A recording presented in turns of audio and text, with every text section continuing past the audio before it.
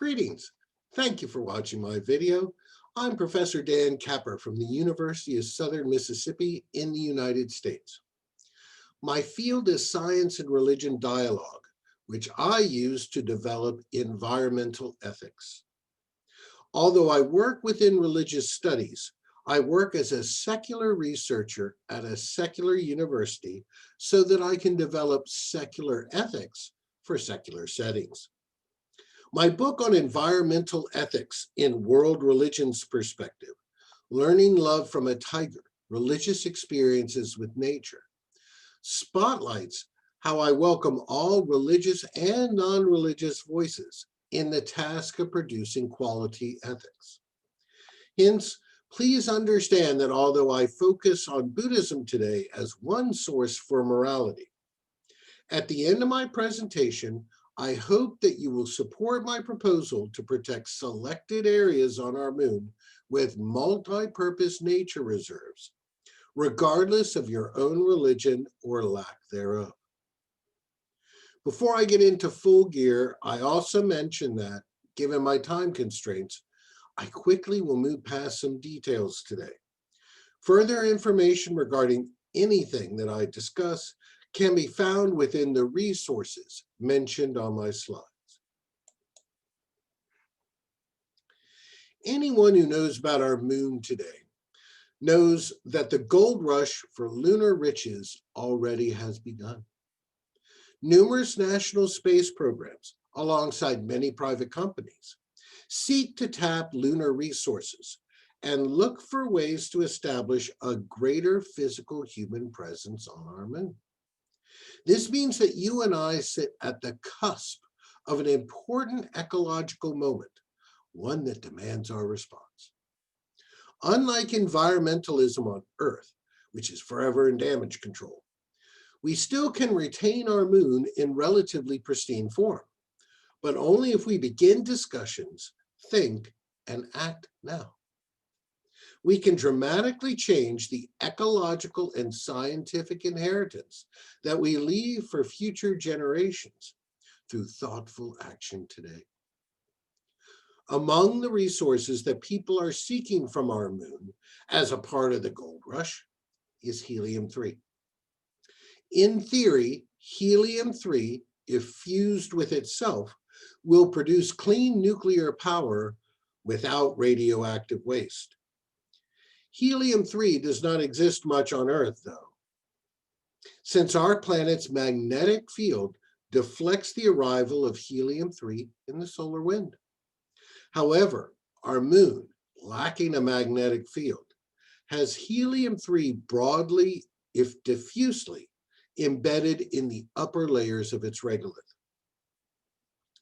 Mining this lunar helium-3 for Earth use poses some dangers.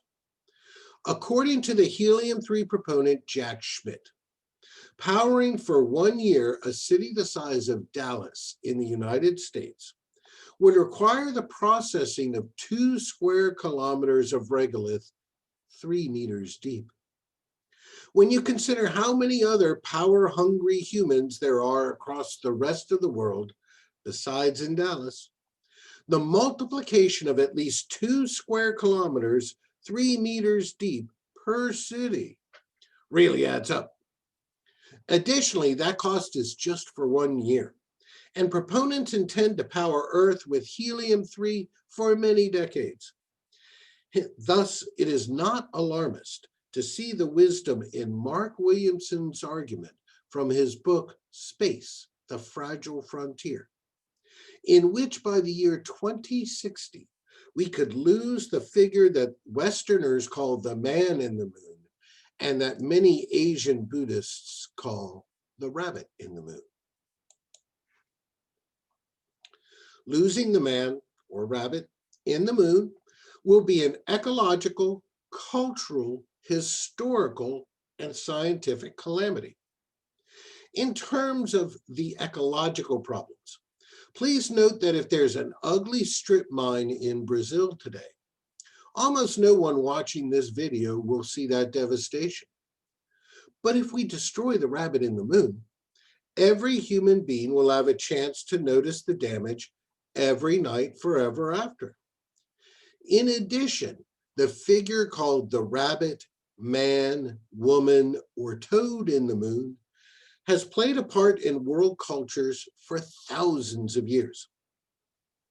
What right do we have to take that cultural experience away from humans who live 200 years from now? Losing the rabbit in the moon also would mark a space history tragedy, since the hardware from great lunar exploration achievements mostly rests within the figure of the rabbit in the moon. For instance, don't we want to protect Neil Armstrong's first human footstep on our moon rather than lose it to a mining robot? We can protect this footprint by preserving the region of the rabbit in the moon.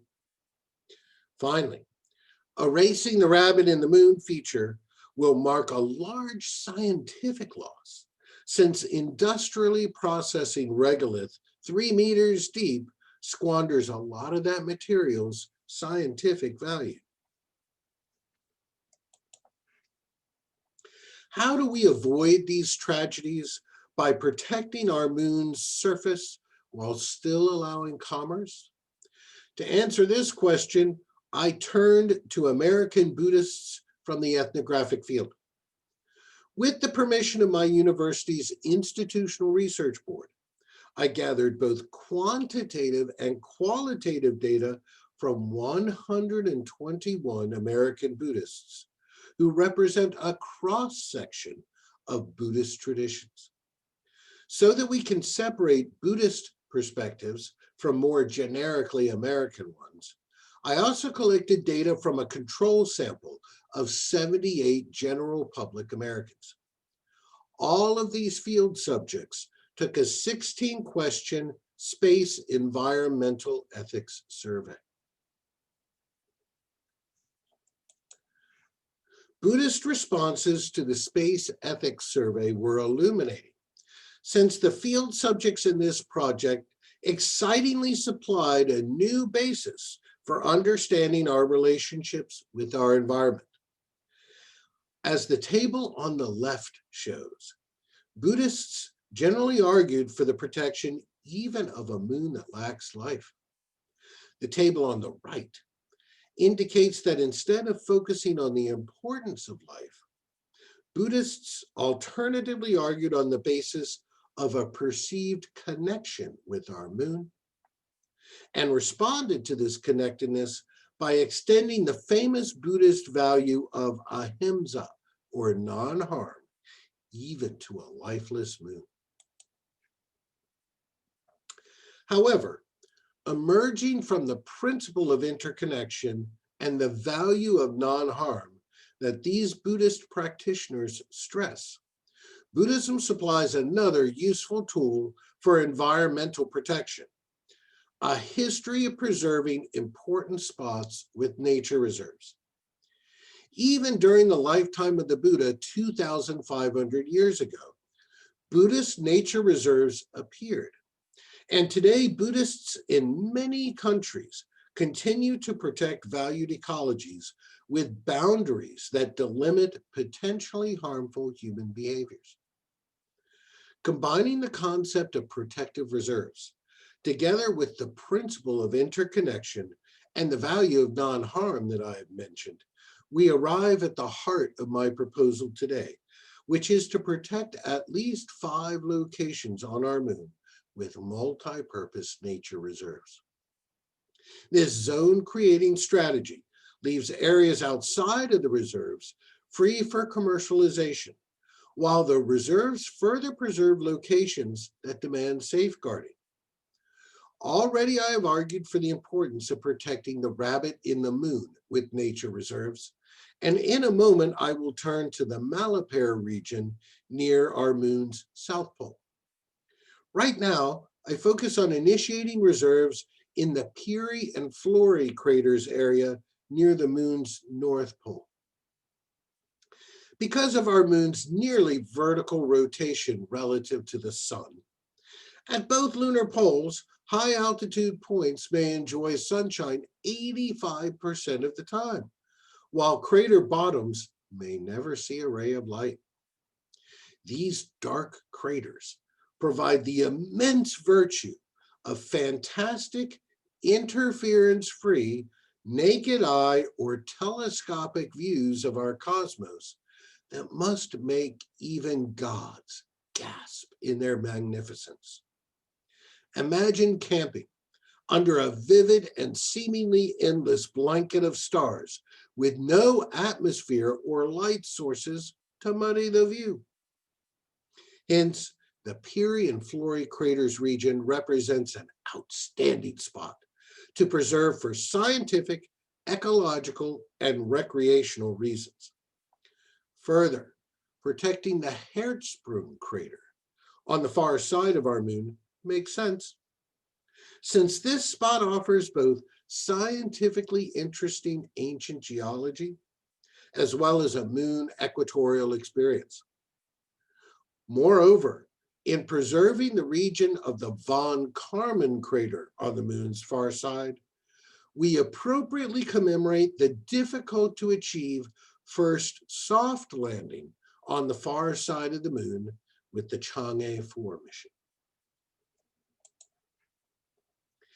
If I now return to the Malapert region near the moon's south pole, I can simultaneously offer reasons for the preservation of the region, as well as crucially highlight how versatile in function this nature reserve proposal is. At the moon's south pole, many people want to mine sunless craters, erect solar panels on sunny highlands, or place line-of-sight communication towers on peaks. Accordingly, many proposals intend to place industrial hardware on the Malapert highlands near the South Pole. I respectfully offer that such thinking is short-sighted and not thoroughgoing. First, the Malapert area rests 100 kilometers from the actual South Pole, and there are many high places much closer to the pole that provide perfect opportunities for solar panels, line-of-sight communication towers, and the like. Thus, my proposal does not impede any of these industrializing activities. It simply rezones them like we do on Earth, as industry will thrive near the pole, while the more distant Malapert region avoids damage. As well, activities that are pursued sustainably, such as ecologically responsible telescopes, still can unfold within Malapert Reserve boundaries, following the model established by the United Nations Man and Environment Program. These reserves provide for the multi-purpose functions of pure scientific preservation, safeguarding for future recreation, and also industry that is pursued with environmental responsibility. But by protecting the Malapert region with reserves, we preserve one of the great treasures of our solar system with appropriate environmental, cultural, and scientific concern. The Malapert Peaks and Craters region consists of unique mountains that rise as high as the Andes Mountains and provide every bit of the sublime majesty that the Andes supply. We try to protect the Andes Mountains with nature reserves. Should we not protect the peerless Malapert Highlands similarly, so that humans 2 centuries from now can enjoy an unblemished Malapert scientific, cultural, and recreational experience? By protecting special regions while still allowing industrial development, the nature reserves that I propose here permit the desired commercialization of our moon, but do so in a way that also manages superb spots like the Malapert region with thoughtful social and environmental responsibility. I just mentioned that the multi-purpose strategy of these reserves is modeled on the successful track record of the UN's Man and Environment Program. However, Although that program is useful for helping us to conceptualize lunar reserves, because of some unique provisions within space law, the establishment and oversight of these reserves falls to the better placed UN Committee on the Peaceful Uses of Outer Space. Indeed, this committee already provides management of what are called special areas on Mars. My proposal today simply extends and formalizes such behavior on our moon. By now, I hope that you will see the wisdom of initiating the lunar nature reserves that I've described as soon as possible. In creating these special zones, we do not impede future lunar industry and commerce, but instead help to make lunar industry and commerce more responsible. By creating multi-purpose reserves that enrich and protect at least 5 noteworthy places on our moon that retain value beyond what can be measured by mineral prospecting, we benefit human science, culture, history, and future recreation simultaneously. Thank you for your time.